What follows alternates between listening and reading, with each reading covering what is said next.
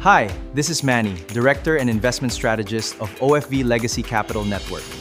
What we do since 2011 is not just traditional real estate brokerage, asset management, o simpleng investment marketing lang.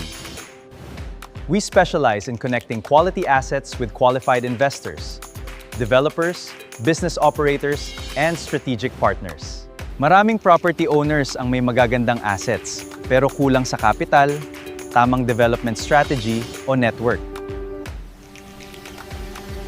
Marami ring investors ang may available capital, pero kulang sa access sa well-evaluated opportunities. Doon pumapasok ang OFV Legacy Capital Network. Our role is to evaluate opportunities, create strategic partnerships, at i-connect ang tamang capital sa tamang project. Hindi lahat ng opportunity ay para sa lahat.